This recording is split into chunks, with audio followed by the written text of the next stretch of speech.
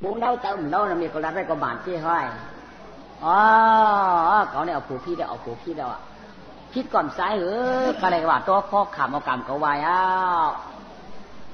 Mía có yênจะyên khoaiยุ่งตัวเปียเชมันในลาวก็เบี้ยมพิษจังถือมาตานั่นน่ะก็เป็นเบี้ยหรอวะมันน่ะพี่ช่างมันดุมาเหรอยัง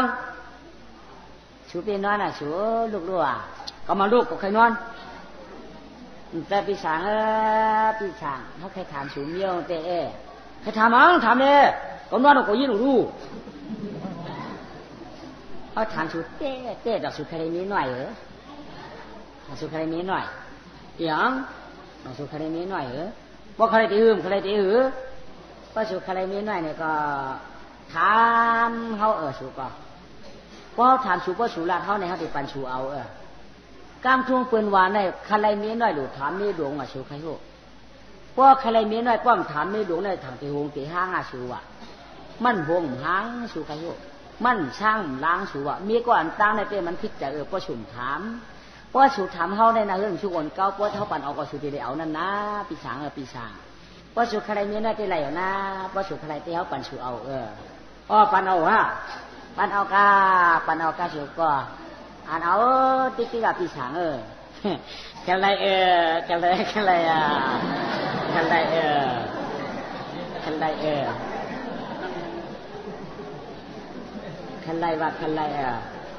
อันสุกะตั้งคื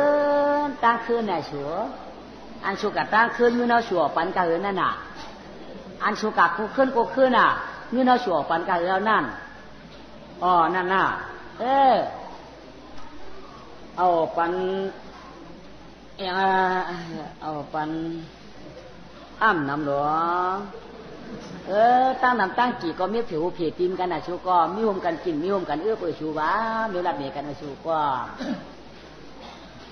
พอปันในก็ลงในปันก็แล้วก็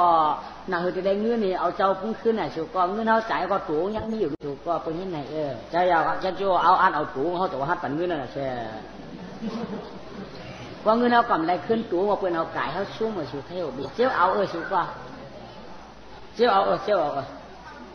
อันชูปันกันหลายขันขันไว้ขันไว้อันขันที่เขาหูรู้อันหรือนั่นน่ะเขาถามนี่5 ตองอัน5 ตองก็เขาหูเอาเสียอันหรือนั่นก็6 ขันอัน6 ขันก็ชุมดัดก็เขาหูเอานั่นที่อันหรือนั่นเขาในนั้นจ่อยอันเหลือจ้อยนั่นนังอันเหลือจ้อยนั่นเขาถามแน่จ้อยที่ห้ามถามลงอันเหลือนั่นในกาจ้อยที่เขาถึงหูเลยกลมอันกลมจะสุ่มรัดของหูที่เมื่อว่ามือชื่อน่ะชูใครหูจะล้างเงินหูด้วยหรือกลมนั่นในกาเขาว่าได้3 ปากอันเหลือ3 ปากกาอันชูผักเพื่อนได้อันเหลือนั่นกาอันนั่นที่เขาหูรู้4 จ้อยอันเหลือ4 จ้อยนั่นนังเขาถามแน่จ่อเขาถามแน่4 จ้อยนั่นจะอันเหลือนั่นนังเขาถามแน่5 จ้อยอันเดือ5 จ้อยนั่นก้อยหนังสู่ก่อนเดือ5 จ้อยก้อยหนังก้อยกายมันเมียนกาหือเนี่ยก็6 ปากอันเดือ6 ปากเมียวห้ามเมียวสู่เปียเท่าโยมเปียพวกไอ้6 ปากก็จะตายเป็นหมักแต่คำกล่าวมันอะไรเจ้เขากินคำแต่หน้าชูว่า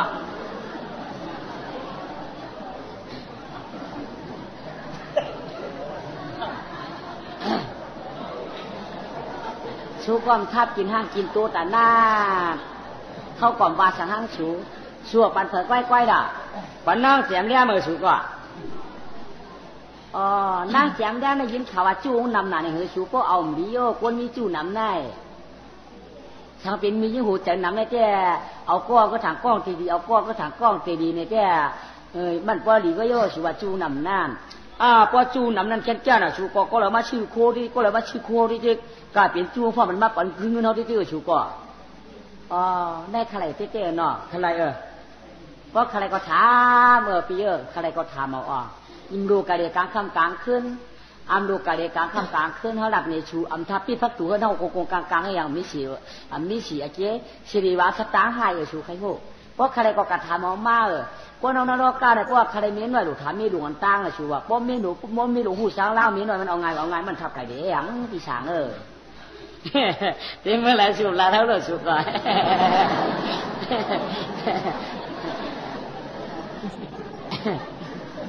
พวกสุดไปกลางละสุดไม่ได้กลางโจ๊กโย่ไปแล้วกลางละสุดมาแล้วมันจะว่าเขาผมพูดตั้งกับพวกไก่เลยสุดก่อนเลยเตรียมอะไรสุดว่าแล้วเขาปิดพักตูไอ้ขันใจเจ๊ทำบ้าคิดตั้งตู้ลงกลางโลเจ็บเขี้ยหน้าปากคุยไล่ฉัดเว้ยรู้มั่วเป็นนั้นน่ะชัวว่าถามเขาโลคำจูเมื่อถามมอยดีอยู่พวกนั้นเขาเด็กกันเดี๋ยวเมื่อเขาดีเมื่อหลัดไปบนนั้นน่ะกะละก็พวกกะมาก่อนหรือบอกไกลเขามาน่ะชูน่ะกว่าเตะกันน่ะกว่ากลางวันตึกหักเบียกอุ่นกว่าบุคคลนั่นนี่แรงกว่าไหมสาวไก่ย่าอีกเทียบน้ำเตี้ยมาเห็นน่ะต้องสุขแค่หน่อยเอาปีว่าพอสุขแค่หน่อยแต่ปีนางสูพ่อมเจ้าเขามาทำสูวันได้พวกขันเห็นหน่อยเนี่ยก็มือเดียวน่าแจ่มสายเนี่ยว่าพวกขันเห็นหน่อยเขาเตรียมเปลี่ยนช้างต้นตัดตีเปียกกันที่เขาก่อนจ้างเปียกพอการน้ำเนี่ยก็ทับทึกจับต้องปลาตู่เลยพวกผมเนี่ยไปเปียกแต่มันดีวันนี้เนี่ยไว้การใส่พวกสูติดพ่อเขาเนี่ยก็มือเดียวเนี่ยเขาก็มาทำสูคำสูอันนี้แจ้ความก็ข้ามไปว่าความก็ข้ามไปว่าไว้การถามตัวเมียเขาก่อนค่ะก้าถามตัวเมียอัวก่อนค่ะคำจูขึ้นมาขนาดเขาขยันตีหุ่นน้ำหมูในเที่ยงเพราะว่าปีนกันก่อนละกันหุ่นน้ำหมูปีนเราหุ่นน้ำหมูในใครเอาเปี้ยกล่าวว่าจิตจูขึ้นมาเขาก่อนหุ่นน้ำหมูในหนอจ้องค่ะมือก็ไม่บ้านเราขึ้นมือเหรอตีหัววัวใกล้ก็ตั้งตึกเจ้ากับอินสูของกลางวันหาเตียงไว้รู้เขาถางสูกระดิ่งตั้งวันเดียวหลักสูไว้ไว้หนังนายอีกันก็วัดตรงมาได้ไหมแม่ยังอ่ะแม่คำจูนในปีชัดเทติมาถามเอาเกาว่าแม่ต้องดีเอา5ต้องเฮ็ดน้อยตัวในต้องเกี่ยวหันแม่ลูกยิงไปหูเลยลูกยิงถามตัวแม่แมวในเลยเฮ็ดน้อยเป็นมา7กว่าวันไหนโน่ก้อยกล่าวเฮ็ดน้อยเปิ้นได้เป็นหือไว้พวกผู้เฮาฮักเฮาเป็นหือพวกผู้ฮักนั้นมันเป็นหือแมวดัดปันคาโลตัวตัดที่ได้กินในนึงเป็นหือได้กินในนึงมันเป็นหือลัดแมวลัดไหนลูกชัดเทติมาถามลูกยิงเก่าใน5คำจูผู้น้ำยาวจีโยจะทอมาได้ก็ได้มั้งมาได้ก็ได้มั้งพวกเขาเฮ็ดมีหน่อยเปิ้นได้ดูยิ่งมีว่าเปิ้นฮักเขาฮักเขาหน่อยได้แจกก็หลัดไหนมาพวกเขาฮักเขายาวพวกไหนเจ๊จึงฮักไก่ยาวไรฮักไก่ยาวไรมันตีจ้าเนี่ยเขาตีจ้ามือเฮ็ดหน่อยเปิ้นเนี่ยเขาไก่การเนี่ยเฮ็ดยาวเฮ็ดกินชิ้นทำยังไก่ยาวการเนี่ยเฮ็ดติ๊กพวกเปิ้นโคเนี่ยใครเก่าเขาด้วยติ๊กโคเผยก็ยังเขาด้วยติ๊กพวกเปิ้นกะไว้เขาใหญ่กว่าเปิ้นกะเขาใหญ่กว่าเมื่อเราผัวว่ากะไว้ได้สูกะได้สูเปิ้นปันโคก็ใหญ่ครึ่งกลางนึงเปิ้นปันข้าวใหญ่ครึ่งกลางจึงเหตุการณ์เนี่ยการไหนเฮ็ดติ๊กโอ้ยนายกำไหนเขาสามารถเปิดตัวมือไม่ลงเขาหนาวอันนั้นเขาเปิดตัวมือไม่หลวงเขา1โคดีเพราะไม่หลวงเขาหนาวเขาสมัยให้เก่งหนาวดูหนาวมือเดียวกันเพราะมันกับเจ้าไม่หลวงปอก1มาเจ้าเขาปอก1มันทำเป็นกันไปเหตุการณ์ติ๊กอย่าไปชั่วย่อกำเนิดเพราะเขาหนาวเรียนไม่หลวงมันก็หนาวปนมือเจ้าไม่หลวง2ปอกมาเจ้าเขา1ปอกก็ไหนเปียกใช่พวกนั้นเปียกกันอยู่มันกินเนี่ยเว้ยนั่นมันกินเพราะว่าเขาหนาวมีหลวงมันก็หนาวมือเจอมีหลวงมัน1ปอกมาเจอเขา3ปอกวันไหนจะเหยียบได้ตีนมันพอมาเจอเขา3ปอกมีหลวงมันมือหงอกถ้วยวันไหนจะเขาเหยียบได้หัวเขามันเพราะว่ามีหลวงมันก็หนาวเขาก็หนาวสมมติเจอมีหลวงมัน1ปอกสมมติเจอเขา3ปอก4ปอก5ปอกเขาเหยียบได้ปุ่มมันเพราะว่ามือเจอมีหลวง1ปอกมาเจอเขา7 8ปอกเพราะว่ามันมือเจ้าไม่หลวงมันงอกด้วยก้อยอันยิบอันเกี้ยมาอยู่ที่เขาวันไหนมันลุกกำมันพันดีเขาวันไหนเจ๊เหยียบเลยกว่าหัวมันเหยียบเลยเจ้าโผล่ตั้งเมย์เหยียบเลยปีเจ้เขาตั้งเชือกดูว่าช้างเงินเขาจ่ายกระหือก้อนเป็นช้างโค้คน1กระหือก้อนเป็นช้างโปกะเขาเป็นเมียน้อย วกมันทำอย่างเขาป้าโฉงพวกเป็นไม่รู้มันกากาดทำปันป้าเปียกอ่างอ่ะอ่างอ่ะอ่างอ่ะอ่างอ่ะอ่างอ่ะ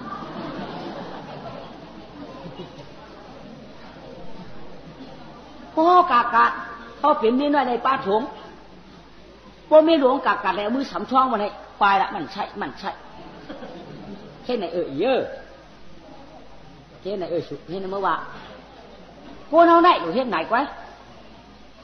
มือจะมือด้วยพวกนี้เขาดูใกล้ๆนั่นแหละที่เจมันพวกใกล้ๆยาวกำไหนพวกมีหลวงมันก่อนหนาวสำนานหนาวเนี่ยก็เขาสำยวนมาโอ้เขาตุกข้าหนาปีเขาย้อนมือจึงนั้นจึงไหนเนี่ยเขาตุกข้าหนาเนี่ยเขาได้เหตุการณ์จึงไหนจึงหนาวเขาตุกข้าหนาเนี่ยเพราะว่ามันหักเปี้ยงกันเนี่ยก็มันทำตีบ้ามีหลวงมันในเหตุการณ์ตุกข้ามันสาวถูกมันมือเปียดนิ้วไหนก็จอยกันเฮ็ดนิ้วไหนก็จอยกันปวงหรอเนี่ยมันนำลาปันนี้หลวงมันที่ไหนพวกเป็นนั้นมันหักเปี้ยงกันก้อยทุกข์กันอยู่ก็ดีกะก็ดีพวกกำลังให้การเขาตุกข้าหนาให้สำหรับนี้มันพอเด็กก็มันว่าจ่าหลวงให้ได้ยังชูก็ตุกข้าจะนั่นจะไหนชูกะใครกินชูกะใครน้อยชูกะใครอยู่เลยพวกนั้นเจ๊เย่ไปชูปั้นกำเดียวผมบอกกำเดียวอันนั้นเจ๊เปิดให้ไหนเฮ็ดหน่อยเปิดไหนเปิดจ้ำยังไงเมื่อว่าว่าจ้ำกองสังหูเงินในเจ๊เปิดด้วยมือกากกับพวกก็หัวพวกเป็นผู้เขาก็ยิ้มเงินมือเจ๊พวกเป็นไม่ลงปัญหาปียพวกเขาได้ปัญชีพาพวกนั้นเจ๊ดูว่าสังว่าเปียผู้เขากินดีพวกมีหลวงปัญหาปียเขาทำปัญหาปียพวกนั้นเจ๊ทักเพียงกันก้อยไปเยี่ยมได้ดีอยู่ก็ดีกะก็ดีนะพอมีหลวงปัญหาปียเขาทำปัญหาไหนลองมาไว้มันใช่ด้วยนะมันใช่ด้วยนะเพราะว่ามีหลวงปัญหาปียตุกตาเขากาใครเอากาบพวกนั้นเจ๊หลวงว่าช่างหลางต่างๆก็มันพิจารณานั่นเจ๊วางที่ไหนเฮ็ดหน่อยเปิ้นเขาเฮ็ดมาในเจ็ดปวกเอาไหมเขาไหนเฮ็ดมาที่ไหนเอาเฮ็ดมาที่ไหนเอาว่านั่นดีเอานอนเมียนอดีเอาลูกเปิ้นควรมีรู้มีบ่ถ้าหลักกันไว้หุ่นน้ำหมอกคำจูเพราะกลางติดกลางวันติดโจกมาเนี่ยขึ้นเนี่ยปวงมันคำจูดีมาถามเขาว่าเนี่ยดีกลางวันเราติดโจกมาเนี่ยมันขึ้นมาหรอมันก็มาเปิดในมือกลางวันหาใจก็ยองก็กาว่าละอุเมสุว่าละต้องสุทานก็มาถามเขาว่าป้อฮักเขาก็มาถามป้อมฮักเขาใหญ่เก้าป้อมฮักเขาใหญ่ละตัวกันเที่ยงวันนี้เขาว่าเพราะว่าเขาเนี่ยก็น้องอยากไปเรียนน้องปันนี้ยังเนี่ยก็คำสุมาถามคำเดียวเขาว่าจ้วมือปีมือหาวูน่ะปีมือหาไก่น่ะปีมือหามาน่ะกูปีน้าสูท่ามันได้ปีน้าสูในแยกเต็มเดียวมือเต็มไหมปัดมือหาวูหาไก่ลึกหรือว่าก็ไม่กลางขมายก็ไม่เอาจูงนำเราดูปากไป30ในวันนอกวันไปรัดฟ้าก่อนเจ็บเตี้ยเนื้อจานก็ไม่มันเจอคนในวันมันเหรอเจอมาคนสีก้อมาถามกาสุสีก้อเนี่ยพอถามเนี่ยจะเอาดิ่งเอาผลเนี่ยตัวหองกำเดียวน่ะเงินอันประเดี๋ยวตัวหองเนี่ย5 ปากมือกำเดียวเพิ่มมาด้านจางคืนลูกตื่นจางคืนถามเกมนี้ไหนอ่ะยาวละมาจางคืนจะว่าจูนำไหนเนาะมันจางคืนมันจางถามที่ด้วยชาวบ้านมีกี่วันที่วันเมื่อขึ้นเมื่อไปแล้วไหนอ่ะมันจางคืนจะเสถียรมันจางคืนจูนำเนี่ยเจ็บปีก็เยอะมันจะเข้าหาอีละอย่าเป็นนั้นเลยมากกว่าปัญญาชูที่หือเอากวาง2เราดูเราในยืนเนวันเราหนึ่งยืนนอกวันการดูทำในเปิดจำคู่อะไรเปิดจำคู่ไหนใหญ่เปิดไก่ว่าเรายืนนอกวันเรายืนนอกวันกว้างห้องโฉก็มีกว้างห้องโฉเนี่ยบ่เป็นดวงเรียนคืนถามก็เร็วพูดคู่ไหนไว้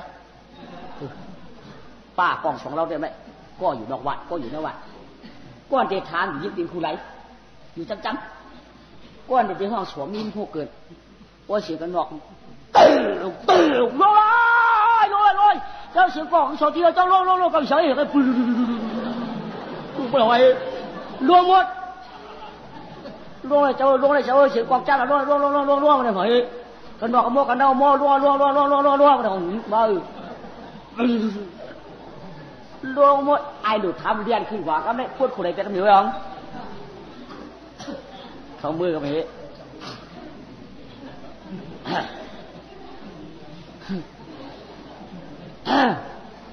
อ๋อนายคิงสักทีกันตามองจัวเขาว่าจะมาเลยไม่อยากแคบเมียตายเลยมาถามลูกยิงนางสาวปลาเจ้าลุงเขาว่าค่ะจะไปเอาดิไว้ก้นไม่ปั่นก้นไว้นั่นแหละเอาเลยอยู่มัวไม่อยากจูนำหนักอยู่ในมันไรชุกชักย้อนหนักเพียวเปิ้นอยู่อย่างไกลในหลานเลยอ๋ออยู่ตั้งหักเป็ดตั้งจังค่ะโยอยู่ตั้งจานหันนี่ยื่นคะแนนเดียมไรฮักก็ยื่นคะแนนเดียมไรฮักว่ายื่นช่างยื่นคะแนนเดียมไรยื่นเดินยื่นดาวฮักก็ยื่นสาวตายว่ายื่นเดินดีขึ้นฮักว่าสั่งได้อ๋อยื่นกับเราคนไหนยื่นกับกวางคนขนุยยื่นอย่างก่อนวันไหนยื่นคะแนนเดียมไรเจ้านั่นขยโยยื่นยาวละยื่นเดินยื่นดาวยื่นสาวตายว่าเป็นมีเงินเขาว่ายื่นสาวตายว่าเป็นมีเงินได้หิวเมื่อเจ้าเป็นสาวว่ายื่นว่าตายยื่นเป็นมีเงินนั่นขยิงจงเขาขับขึ้นมาถามหน่อยมันไกลจู้นำหนักเขาโลกคำสั่งคืนเขามาหน่อยไกลขนาดไหนเปิ้นยื่นกองไอ้เปิ้นเชี่ยวหมูใจโจ๊กกันเนี่ยเอาทัดใจโจ๊กเลยเปิ้นเรียนรู้เป็นทีเลยดอกทัดคือจังขึ้นมาถามนั่นขยิงเปิ้นยื่นดอกยื่นหลายค่ะอ๋อใจกว่าเมื่อก่อนลุงโจ๊กใจเจ้าหน่อยลุงโจ๊กใจก็ขึ้นนี่ค่ะเลยคืนเยอะๆว่าขึ้นชื่อที่ก็เดียว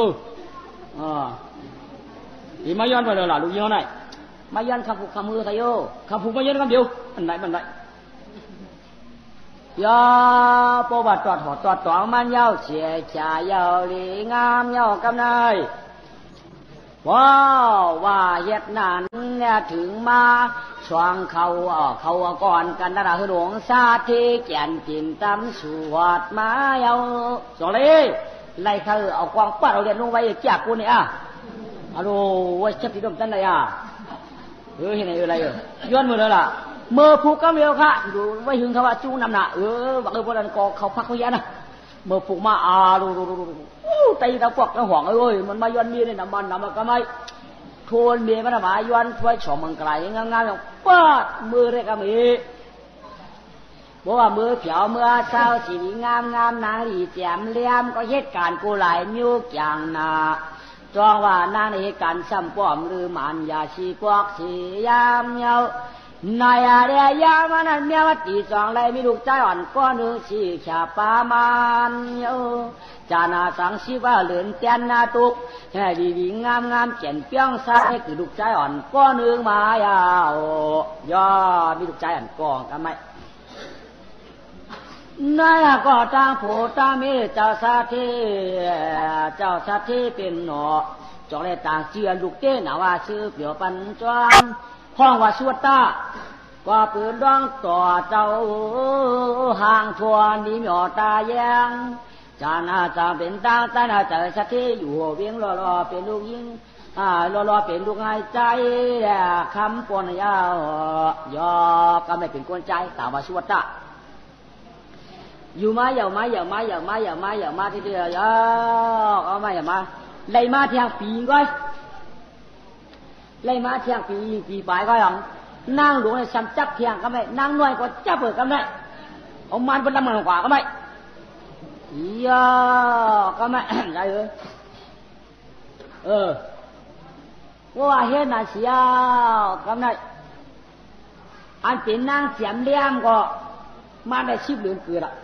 อันเป็นนางหลวงว่าช้ำเกิดไว้มันอีกไว้ก่อนเลยเท่ไหนก็ได้ลูกนางเสียมเลี้ยมนั่นสามารถเฉาจื้อมันเทียงยาวกำได้นางดีแจ่มเลี้ยมช้ำมีลูกมาพาสันเทียชีพเรือนยาวตั้งแต่พามาเกิดออกช้ำมีลูกยิ่งอ่อนก้อนเชี่ยชาตอนตัว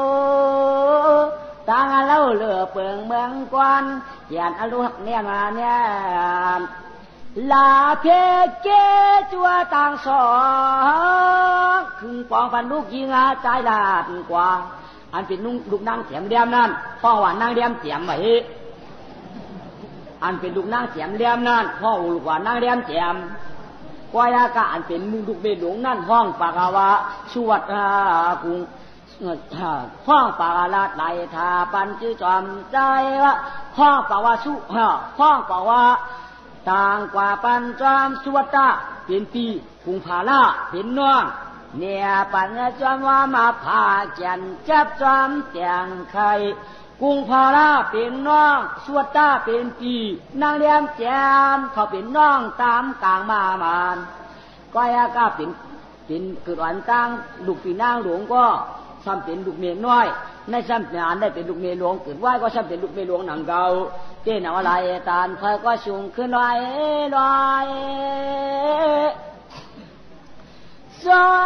กามาเน่พระก็อยู่ด้วยนี่สักเรียกว่าจ่าปีขมาทองว่านางนี่แจมเลี้ยมมีลูกตานางอยู่แจมก็ปีแถมละตัวกูมาจอมย่อยาสีก็ดีมาตอนแย่เสียงมีมองกีฬาคล้องอย่ามากันให้เหินห้องยาวก็ยามานานอาณาเป็นลายล้างใจก็ลูกขมายสามหนอสุวัตตากุบาลาอย่าด้วยสักเคสีพาปานปุดเสือบย่อชุงขึ้นลอยซากสุวัตตาเจ็ดนี่ปีใบผ้าสักกุบาลาหกอันนี้เปียแก่นตั้มทองยาวไปกาสากนั่งเลี้ยมเสียมได้หกฝ่ายเจ็ดจำถึงเนี่ยปัญจมาจาจันหอมจันหอป้องแกงไข่ก้อยกะชิหลวงสัตเทสติก้าเมืองไก่หนังเก่าย่อก็ไปลูกใจมันก็ปีสุวัตตาอาสาไปเจ็ดขวบก็นอนเลย6 ปีอาจจะนั่งเลี้ยงแจมได้เลย6 ไปอีกเจ็ดไปเลยเก่าเท่ไหนก็ไม่เป็นครึ่งกลางชื่อสัตเทในเตียกาก้าวก็ไม่ชื่อสัตเทในเตียกาก้าวเพราะเตียกาก้าเนี่ยก็ไม่อะไรไม่หลงก็สำหนาวมีหลวงนั่นหนาวก็ไม่เพราะมีหลวงนั่นหนาวไหนมีน้อยก็สำให้จริงหนาวก็มีน้อยให้จริงหนาวก็ไม่มันก็เดียวกันเมื่อถามไม่มีหลวงว่ะชูไปยังไงสมลูกมันได้ชูไปยังเขาหนาวชูใครก็ชูหนาวฮะหนาวเขาหนาวอันนี้ก็อ่างกาก้าวได้สูงเล่นหนาวล่ะ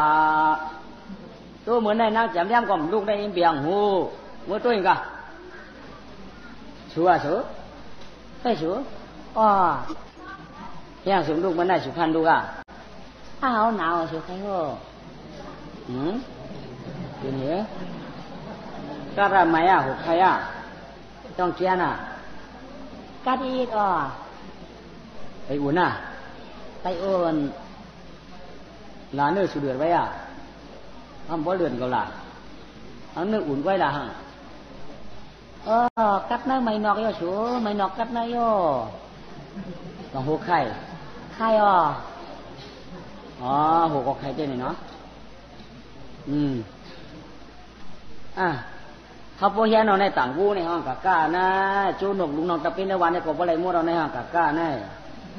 เอาชูว่าเขาตึงหนาวเลยชูกะไรก็กะกะไรเอาชูว่าตั้งนั้นเตี้ยเขาตึงหนาวไว้ไงปีนางหลวงเขารู้กะแล้วอะไรไง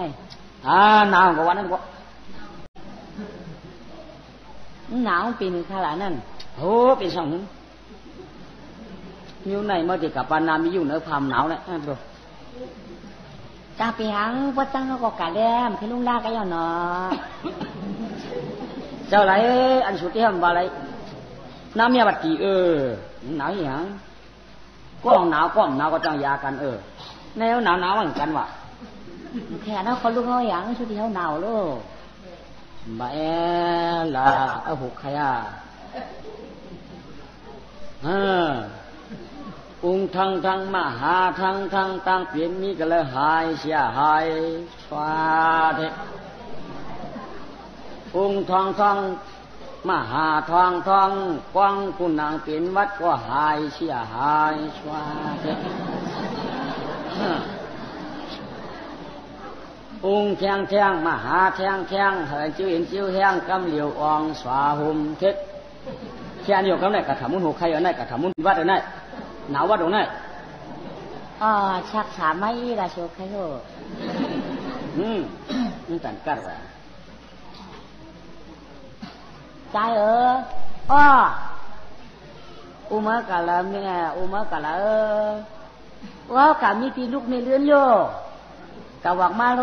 แม่กะวักมาโลว่ากะมีที่ลูกมีเลื้อนมุ่นอ้อกะวักมาเนี่ยเนี่ย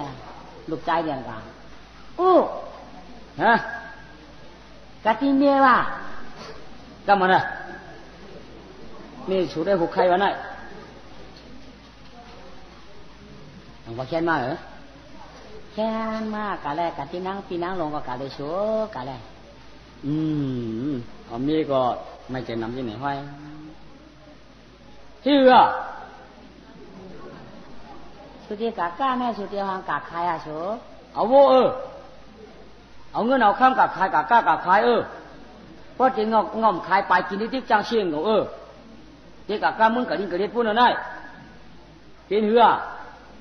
เมื่อฟุงมือหื้อเนี่ยมาแค่น่ะเขาเนี่ยเขาเป็ดหนาเจ้าเวลาชูว่าหางหนาเจ้าเวลาชูไข่โห่เขาแน่ใครกินในชูไข่โห่ใครกินข้าวกินผักใช่เหรอมันใครกินข้าวกินผักเนาะข้าวผักก็เขาย่ำใครกินในชูไข่โห่ใครกินข้าวกินผักก็กินน้ำใช่เหรอช่วงมากำตัวเขาล่ะชุมหุ้นเดินหุ้นล้วงหมดตานหือเจ้ากับข้าขายในกลุ่มกำลังดูกล้วยเมี่ยวนี่มันถ่ายหยาบทุกแต่มีนด้วยมันจะกดมากการถือแก้วเนาะทุกแต่มีนหลวงเฮบเดกล้าขายมันใครกำอ่ะนะกลุ่มมากำได้เนื้อไม่ยิ่งในมันกับกล้าขายในถ่ายหยาบนะบ่ตันรอได้เดี่ยมใครกำ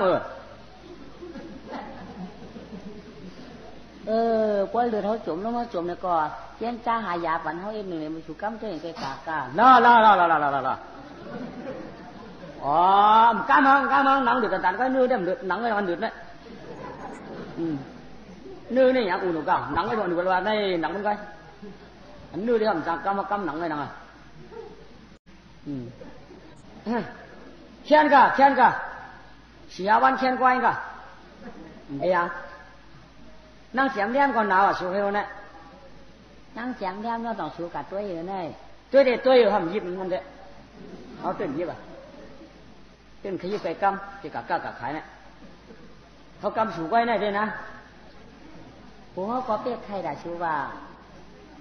ตั้งใครนอนเนี่ยใครลูกเขาต่างกันเนาะ